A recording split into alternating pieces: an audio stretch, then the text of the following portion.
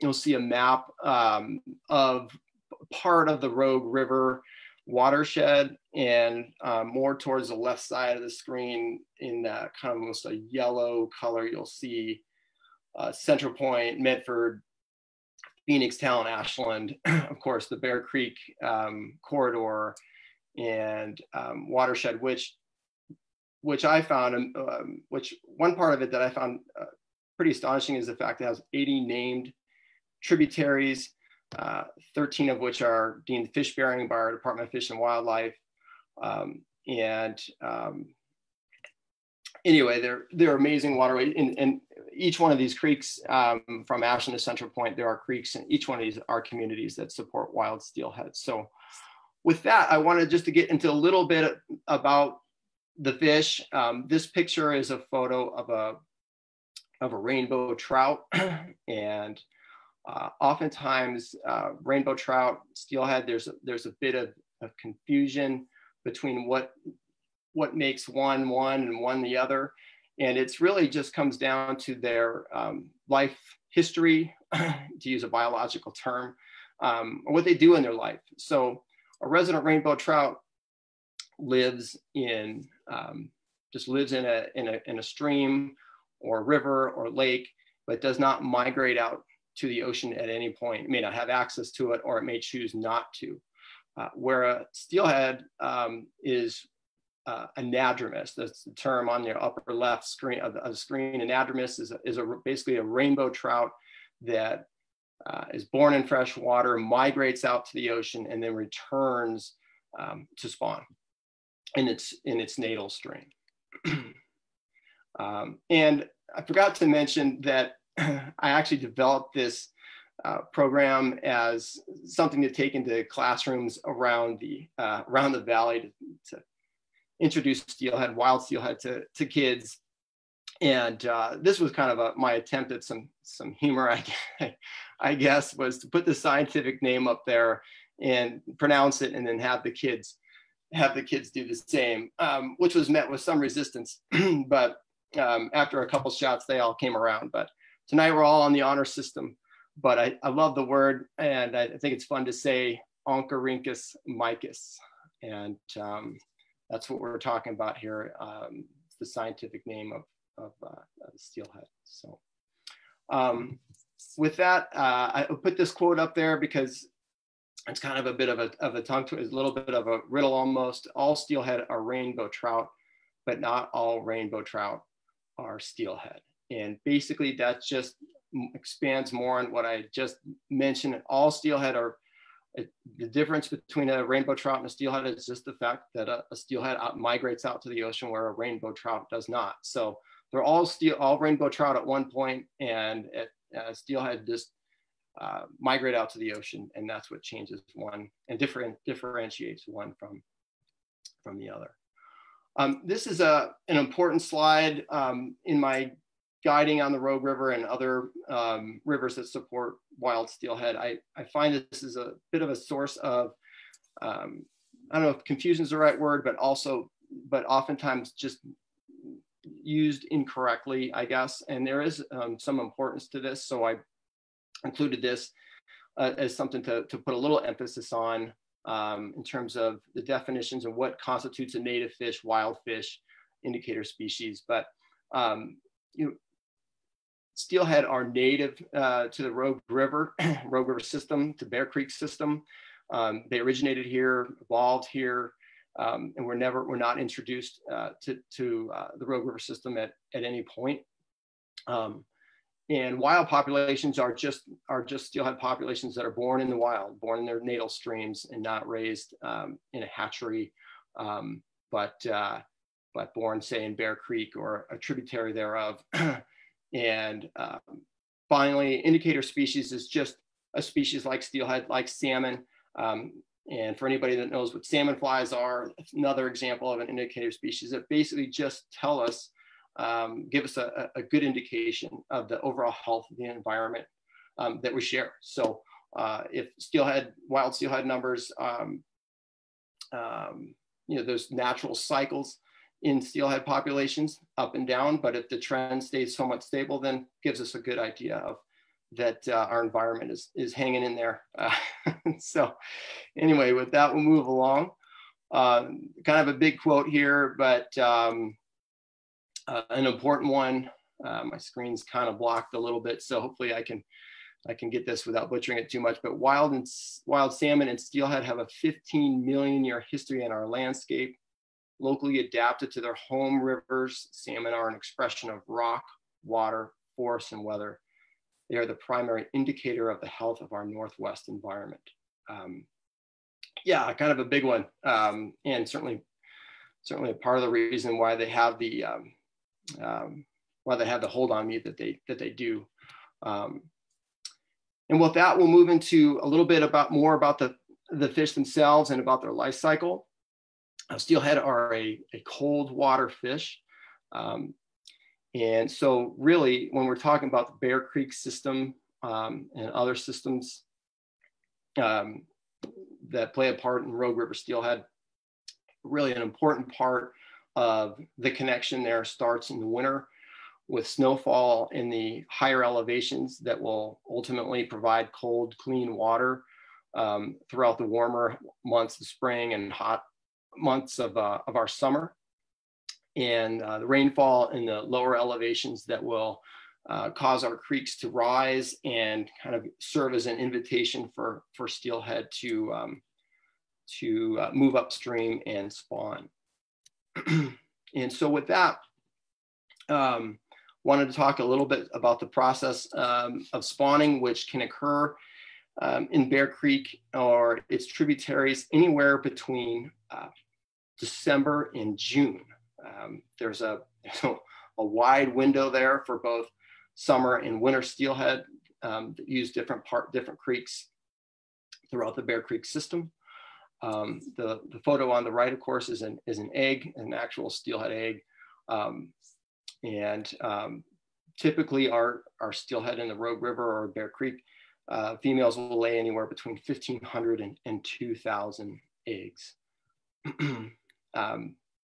To follow up with that, this is a short video that was filmed in Ashland Creek of a female that's actually beginning this spawning process by digging.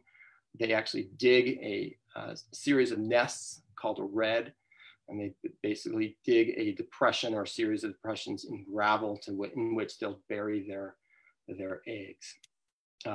Next one is of the male that's coming in, sliding in there next door. And what I really like is probably missed it there, but in the very back of that slide or that video was a third fish. It was most likely a cutthroat trout that was getting ready to pick off any eggs that didn't end up in the gravel. So it already serves as a testament that these fish have astonishingly difficult odds to overcome to make it from an egg to a mature adult. So this is a photo of the female on the right digging the red and or probably depositing some eggs in the gravel, male right next to her. And when it's all finished, this is another photo of Ashland Creek, actually. This is what a red in Ashland Creek, or whether it's Ashland Creek, Larson Creek, Jackson Creek, Wagner Creek, and Talent, any of these fish-bearing streams of the Bear Creek watershed, you'll find these oval-shaped reds in the stream bottom that gravel is very clean. It's clean because the fish have swept away basically all the algae growth that's on the rocks, and it just almost looks like someone had almost bleached the bottom of the creek in an oval shape. And when you see that, if you happen to see it, know that there's a lot of young steelhead depending on us staying out of there.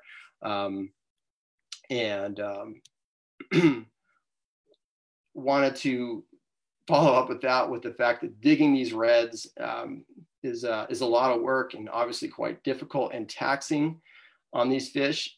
This is a photo of a steelhead that was actually caught out of the Rogue after spawning.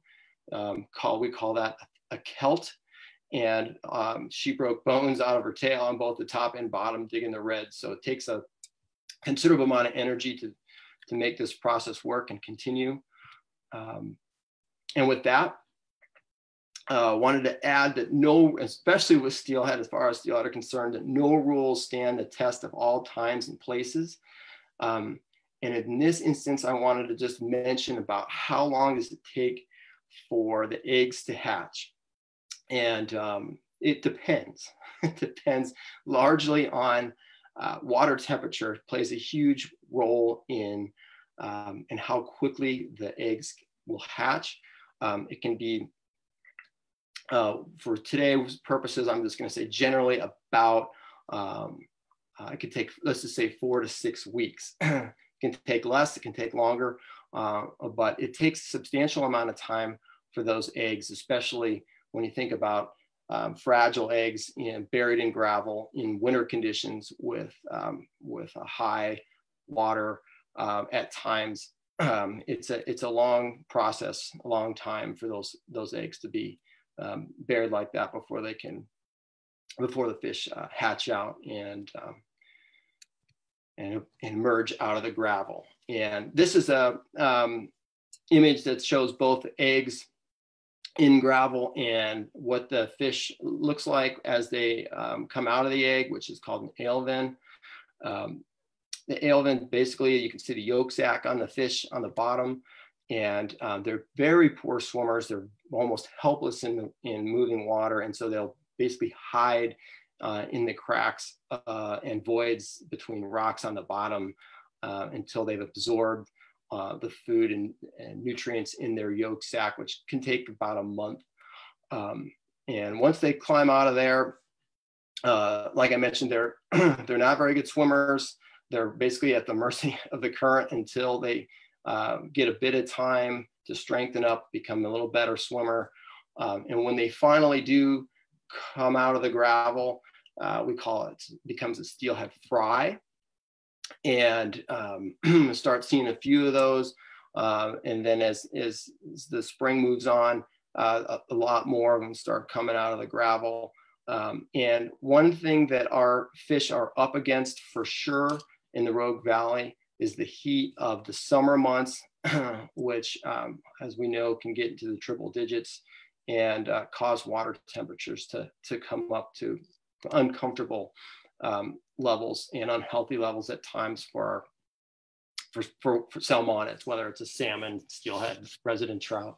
But this is, to that point, I've worked as a volunteer for Department of Fish and Wildlife, and these were steelhead par that were taken out of a creek and that were trapped and reintroduced to that same creek below the barrier. But as the water warmed up and the level of the creek started to drop, we would move incredible numbers of fish, sometimes 500 to 700 of them a day, out of a creek that we could all jump across. So amazing to think about the productivity of these small streams. As I mentioned, they're a cold water fish, and summer is a challenging time for them. Our steelhead, our juvenile steelhead, will say most of them will spend up to about 2 years rearing in either a natal stream or moving around the Bear Creek system, trying to find cold water. Fish that may have been spawned lower down in the Bear Creek system may actually head out and rear in the Rogue itself. Just trying to find that comfort zone. Of course, the upper slide shows a photo of it's actually Lazy Creek.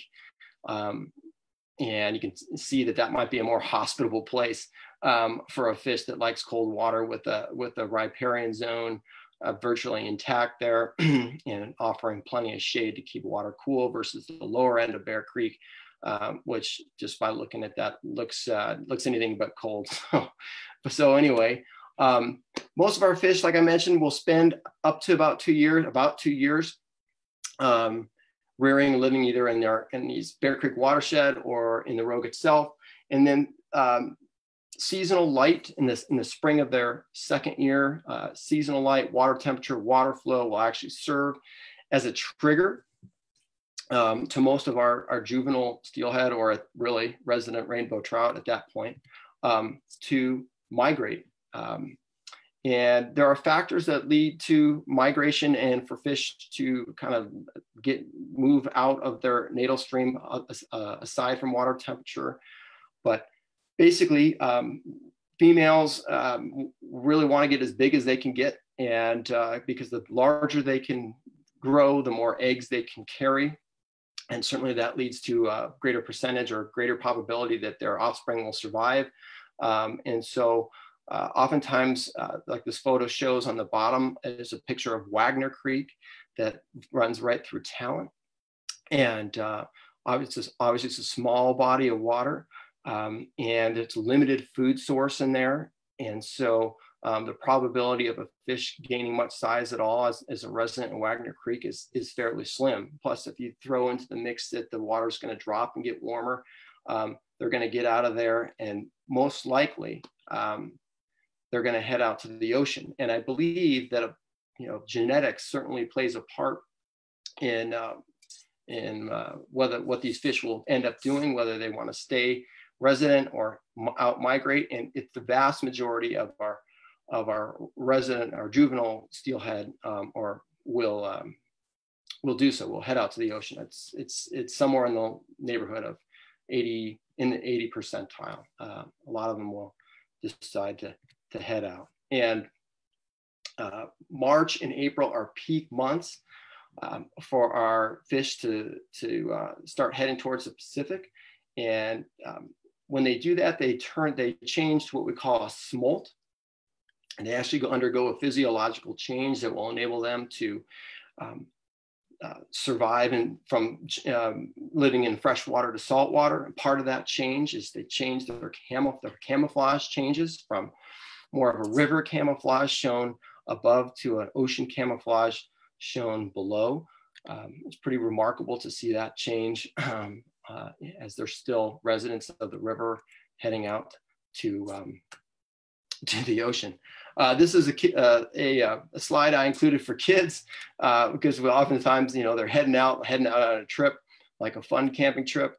Not necessarily the case for steelhead though, because the combined effect of the transition from fresh to saltwater and predation for marine mammals and seabirds can result in mortality of nearly half of ocean-bound juvenile steelhead. So basically, we're talking about just the fish that have lived and survived for 2 years and are heading out to the ocean. Nearly half of those can be killed or can die just from the transition from fresh to salt or from the predation from predators. So, like I said, it's tall odds to make it as a steelhead, and big part of the reason why I'm here. And when they finally do get there, the Pacific is anything but a friendly place, as shown in this slide. And what I wanted to, this is just basically a recap of what we talked about so far. But what I wanted to add to this that I hadn't really mentioned is that our steelhead are unique, whether it's a Bear Creek steelhead or a Wagner Creek steelhead. The Rogue River system and Bear Creek system steelhead are unique in the fact they have a life, part of their life history is the fact that they will run to the ocean and spend a very limited amount of time there, anywhere from 2 to 4 months before they return. And when they return, they're called we refer to them as a half pounder. There's only, as far as I understand it, 3 river systems on the West Coast where half pounders exist. The Rogue system, Klamath system, and Eel system.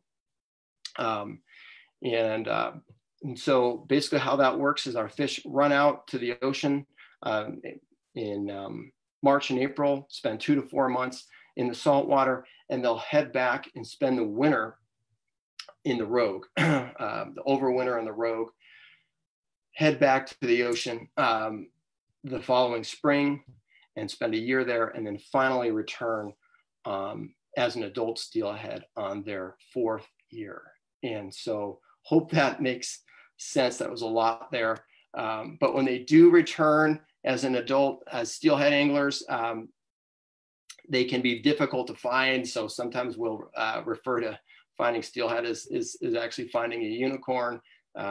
They're difficult to find at times, frustratingly difficult at times, but worth it. So they do, when they do return from the ocean on their, say as an adult steelhead, which are basically steelhead that are over 16 inches, 16 inches and above, I should say. They return up the road. This is a picture from looking upstream from Gold Beach. And they have a difficult journey ahead of them, which can take months for summer steelhead to reach their spawning streams from the time they entered fresh water. It's a long, arduous process to get to make it from the Pacific to ultimately, say, in this case, to the mouth of Bear Creek. And so another map here just to show how far they do come to get here. It's 127 miles. I know the map's got a lot on it, but you can see that how old this map is based on the fact that Gold Ray Dam is still on the map. So if you see that more towards the center of the map, you'll see the Gold Ray Dam there, and then it's 127 miles basically from the Pacific to the mouth of Bear Creek. And this is a picture of what that looks like from above, where the fish migrate up and then make a turn, basically a right turn, leading up the creek home. And in this case, I just used Ashland Creek as an example. This is a picture of where Bear Creek meets Ashland Creek. It's pretty easy to tell this was taken during the spring, but it's easy to differentiate one from the other just based on the volume of water and the clarity of it. But it's another 127 miles and another 17 to get to Bear, or to get to Ashland Creek, excuse me. And it's pretty remarkable that these fish are spawning right in the creek. This was taken at Lithia Park, right at the playground there.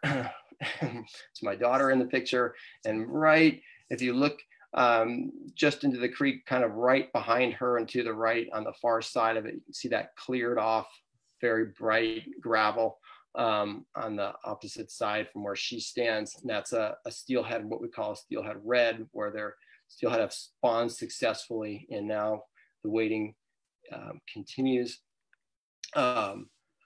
This is a great quote that just shows how diverse these fish are, and basically to emphasize the rule that there are no rules. Steelhead and resident rainbow trout are entirely capable of being each other. Steelhead sometimes produce offspring that never go to sea, and conversely, steelhead have been shown to have originated from one or more parents that never left fresh water. So they're kind of a remarkable fish in that sense. They basically can choose what they want to do, regardless of what their parents did, although that certainly does have a link in there as far as a majority goes. Just wanted to point out that, as I've mentioned a couple of times, that they are up against big odds to go from an egg to an adult. These are just some of the predators that they face. The two that are in orange or red are non-native, but have been introduced into or found their way into some of our Bear Creek tributaries, which adds to the challenge of getting through the gauntlet there. But part of that wouldn't be right if I didn't include anglers in part of it, even those like myself who practice catch and release on wild steelhead. It wouldn't be totally honest by saying that all of them that we hook and release survive. So we do our best and take great care in handling the fish, making sure that we release them safely. But it wouldn't be correct if I didn't include that. Water, of course, obviously is another factor in their survival. And you can see these different things that can certainly lay direct consequence to returns, from flooding to turbidity, to hot temperatures, to poor water quality, disease, poor ocean conditions, which is a big one. With all anadromous fish, we can have great in-stream conditions, and then they can migrate out to the ocean, and you can have currents that minimize, or water temperatures that just makes finding prey difficult, and so you can actually have fish starve out in the ocean. So, but unlike this fish, the Chinook salmon, which most of us recognize, I believe, that spawn one time and die, just like all Pacific salmon. That's the scientific name for that. I believe it's pronounced semelparus. Steelhead can live to spawn, can survive to spawn multiple times, which is I don't have the frequency to which our Bear Creek fish live to spawn more than once, but it certainly does happen. For the population to remain stable, at least 2 to 3% of juveniles migrating to the ocean have to return to survive and return as adults. So again, we're just talking about the percent of the juveniles that migrate to the ocean that have made it to that 2 to 3, that 2-year mark and smolt and head out. We need 2 to 3% of those juveniles to return to keep our population stable. And I thought that it would be worthwhile to throw in, other than natural predators and challenges that they face. Certainly we do, as a society, we certainly do, and how we, I guess, developed where we are, cause steelhead challenges. This is a picture of Bear Creek as it basically runs underneath I-5. There is a fish ladder on the far left side, or on the far side of the screen, but the creek itself doesn't lend to feel as if it's a cold water fish bearing creek like it really is. But another slide showing our development around the creek. And this slide I find, or this quote I find pretty amazing, that the flowing into the Rogue River and eventually into Gold Beach, Bear Creek is the most urbanized stream within coastal watersheds in Oregon. That one I marvel at that every time I think about that in terms of being the most urbanized stream in the state. And yet it is still a productive tributary, and certainly a very productive one. And again, ways that what we do affects steelhead. Of course, most of us would be familiar with dams, and there are not just large dams, but small dams. You can see that there's small dams do not just affect adult migrating steelhead, but also create an impasse for juvenile fish that are trying to maybe move upstream in cases of high water. Certainly stream banks that are void of any kind of riparian zone certainly not only lead to warmer water conditions, but certainly add to siltation problems that can cause harm to developing eggs, and our development with along Ashland Creek, for example, with the restaurants. Anyway, there's just a lot of challenges that these fish face. And I would say that most of it applies to salmon as well. But the good news is that we can help wild steelhead. I always like to kind of end up on something like this instead of just painting the picture of challenges, that certainly we can all do it. One way that we can help wild steelhead is we're doing it right now. We're talking about these fish and learning about them, hopefully, and that is huge, because oftentimes, the more friends that we can generate for wild steelhead and for Bear Creek, the better they'll both be protected. And so just by being here tonight, you're doing something to help wild steelhead, and I certainly appreciate that. But other things like Allie had mentioned, and Sarah as well, talking with them before, is that the show tonight was that there's been an ongoing effort to kind of restore the Bear Creek corridor, in particular after the fire. And I believe that there's still more volunteer opportunities available to potentially maybe reseed and lay straw on the banks of Bear Creek to minimize runoff this winter. Of course, there's always ODFW volunteer opportunities, from planting trees and working to remove non-natives. Now that we can identify what a red looks like in a stream, we can make sure we stay clear of reds in Ashland Creek, Wagner Creek, Jackson Creek, all of these fish-bearing streams along the Bear Creek corridor, watershed, including Bear Creek.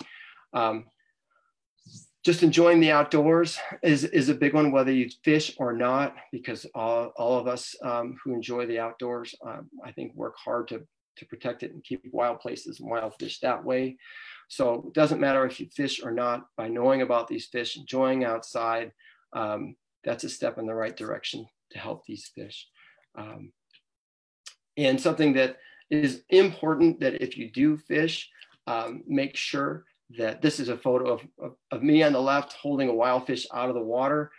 Certainly that I've learned since that is not best for them. So we do ever make our best effort now to make sure that when we land a fish, we keep it in the water. It certainly helps them and drives their survival rate up for sure. So steelhead are not only the fish of 1,000 casts, they're also the fish of 1,000 questions and the fish of a million words. The mystery of their biology, life, and journey only add to their magic. Yeah, that's true. They do have a magic to them, and it's real. And I hope that each of you spends a little bit of time this spring looking around the tributaries for them in there spawning. It's a great time during the spring to do that. And I believe that once you see them in there, you'll understand that magic. It's a real deal. And with that, I'll wrap up just with a quick video here, releasing a wild fish. It shows a bit of their power and awe that leaves us all with. They leave us with as they head back. So I think with that, that's my show. And I hope you all enjoyed it, and happy to answer any questions you may have. Oh, that's great, Jim. Thank you so much. I learned a lot. I knew a lot about salmon, but not about steelhead. So with that, we're going to take some questions. So let's see here, Jim. The first question we have is, well, you touched on this a little bit. Mm-hmm. So can we see steelhead in Bear Creek? Yes. But what months of the year can folks go and try to see some steelhead maybe spawning and making their reds in? Well, I found the easiest place to look for them is in Ashland Creek, and in late March and April. Okay. That's it. You can find them in Ashland Creek, Bear Creek. If water's running clear, you can find them to that same kind of time frame. That March, April time frame is a good window to find them. But anytime from December to April, really, and with low clear water, look for them. So then we have here, pertaining to your outfitting business, what are the demographics of folks that usually go on your fishing trips? Young, old, everybody? Yeah, I would say mostly older, but certainly there are young people getting into the sport and continuing the sport, I would say. In fact, we have, with the exception of this summer, we've run a kids fly fishing camp for 7 years. And we always have a good crew in there. So there's kids getting into it, getting involved in it as well. Well, hopefully you can get back doing that soon. Yes. But year off for a lot of us with many things, right? Yes. All right, well, let's see here. Do we have more questions? Yes, so someone's asking, can you talk a bit more about the physiological changes the fish go through before going from fresh to salt water? And how long does it take? That's a good question. All I can really, I don't know exactly how long it takes to get from, say, Bear Creek to the Pacific. But what I can tell you is that once they say that the peak of the migration happens in April, these fish particularly our summer steelhead, will only spend 2 to 4 months in the ocean before they come back. So that for that first, we'll call false spawning run, that is half pounders. So it doesn't take them, if they're leaving in April and they come back, say in July, any time between July and September is generally that window is. I wouldn't say it's an extended period of time for them to get down there, but I don't have an exact number, unfortunately. And then, well, I also like to point out that salmon, once they come and spawn, that's the end of their life cycle. But I just learned tonight that's not the case with steelhead. So that's really cool. Yes, and it is cool, and it is important to say that some steelhead will not make it to return and spawn a second time, but they certainly can. They're not programmed like a salmon to get one shot and that's it. So yeah, it's cool that they can come back and repeat spawn. Yeah. Yeah. And then that same person had a second part to that question. They said, do they spend time in brackish water, or are they able to go right from fresh to salt and vice versa? Well, they most likely spend some time they certainly will spend some time in brackish water. How long, I don't know, but they certainly will spend time in brackish water and then move out to certainly full salt water. So yes. Great. Yeah, both, that was yes to both. Cool. That was the second part to that other question. Yes. So I think let's see here. One more question, Jim, and to the participants, if you have any more questions, send them in now. Otherwise, this will be our last question for the evening. Okay. Have you seen a change in the amount of fish returning from year to year? Yes, but and mostly I would say on the positive. As far as steelhead are concerned, I can't speak for overall runs of, say, in terms of salmon, but certainly as far as steelhead are concerned, I just want to say that we're fortunate to have wild steelhead population like we have, and that these creeks are, despite the fact they're urbanized and they have challenges, that they still support these wild fish. And steelhead, it's important to note that there's always there's always a cycle with anadromous fish. So you're gonna have up years and down years. But since I've been here, which is about 15 years,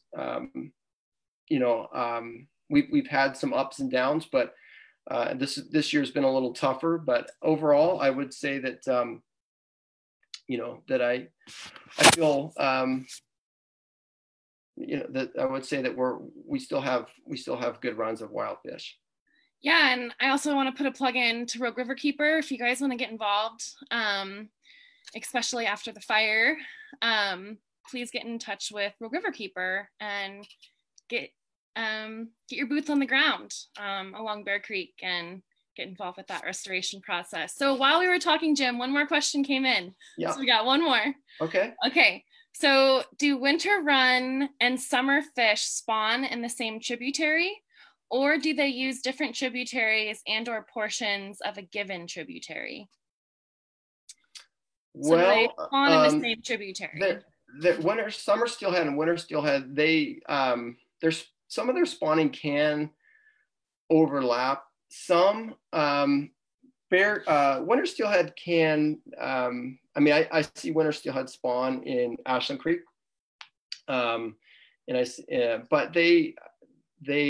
I would say overall they may use Bear Creek more than they use Bear Creek, whereas I mean, generally speaking, I think they'll use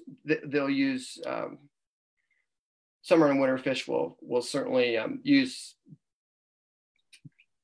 creeks throughout the watershed, and I think I think that they will. I don't think the summer steelhead necessarily move further up and spawn than winter steelhead do in these creeks, but certainly there are slight differences in the spawning behavior of summer and winter fish, but I've seen both summer and winter steelhead spawn in the same place in Bear Creek and in Ashland Creek. So, you know, there's overlap there. Yeah. Well, with that, I just want to thank you again, Jim. Let me just make sure there's no more questions. I don't think there is. I just want to thank everyone for their questions, and then thank you, Jim, again for your thoughtful responses. And in closing, just want to remind everyone that we'll send you a follow-up email with a survey. And also, I want to let everyone know that our next Love Where You Live event is next month.